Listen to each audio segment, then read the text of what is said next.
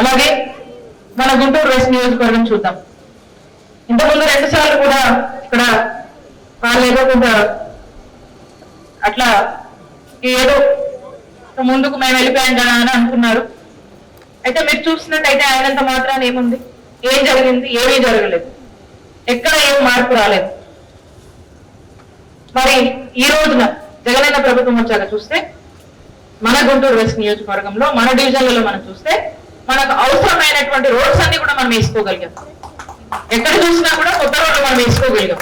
మొన్న నేను సతీష్ రెడ్డి రోడ్లో కాలనీకి వెళ్ళాం, పోయిన వారు వెళ్ళాం శివారి కాలనీ. కొత్త రోడ్డు వెళ్ళి నేనే దిగి నడవాల్సినటువంటి పరిస్థితి. ఏంటంటే అమ్మ కొత్త రోడ్డు మనం వేయించాము, కొంచెం దిగి నడవండి, అక్కడ నుంచి వెహికల్ పోదని చెప్పి. చూడండి ఇప్పుడు వరకు కూడా ఈ క్షణం వరకు కూడా డెవలప్మెంట్ అనేది ఇంకా అందిస్తానే ఉన్నాం, జరుగుతానే ఉంది. అంటే ఒక్కసారి ఆలోచన చేయండి, ఈ 5 ఏళ్ల కాలంలో సుమారు 500 కోట్ల అభివృద్ధి మన గుంటూరు వెస్ట్ నియోజకవర్గానికి చేయడం జరిగింది. చాలా పెద్ద ఎత్తున సంక్షేమాన్ని ఇక్కడ ఉన్నటువంటి ప్రజలకు అందించడం జరిగింది. అంటే ఇది గతంలో ఎన్నడూ జరగలేదు. ఇది మన జగనన్న పాలనలో మాత్రమే సాధ్యమైంది. అలాగే ఇక్కడ మనం చూస్తున్నాం చుట్టుపక్కలంతా కూడా అపార్ట్మెంట్స్. ఈ అపార్ట్మెంట్స్ కి సంబంధించినటువంటి వాటర్ కి సంబంధించినటువంటి విషయాలు కూడా మా దృష్టిలో ఉన్నాయి.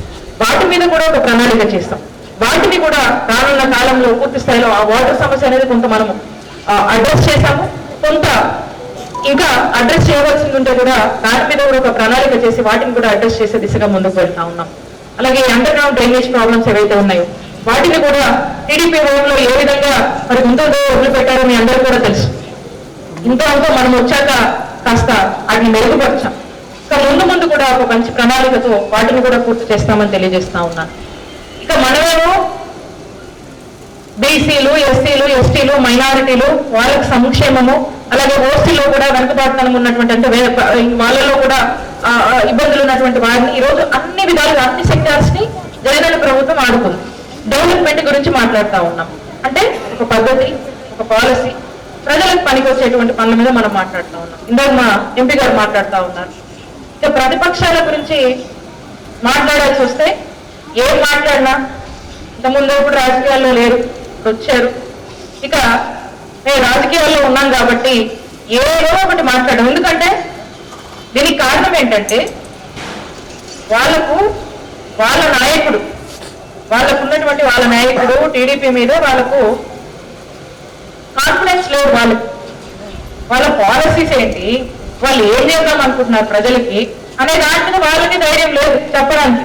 ఎందుకంటే ఇంతకుముందు కూడా 14 సంవత్సరాలు ముఖ్యమంత్రిగా చంద్రబాబు నాయుడు గారు చేశారు. చేసి ఏం చేశారు?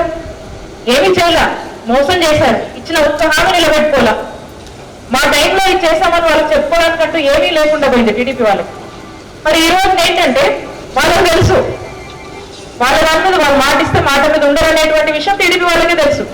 ఈ రోజు జగన్మోహన్ రెడ్డి గారు ఒక మాట ఇస్తే ఆ మాట కట్టుబడి ఉంటారు, ఆ మాట కోసం చిత్తశుద్ధిగా పనిచేస్తారు, దాన్ని 100% డెలివరీ చేస్తారు అనేటువంటి విషయం రాష్ట్రంలో ఉన్నటువంటి ప్రజలందరూ గ్రహించారు, లబ్ధి పొందారు.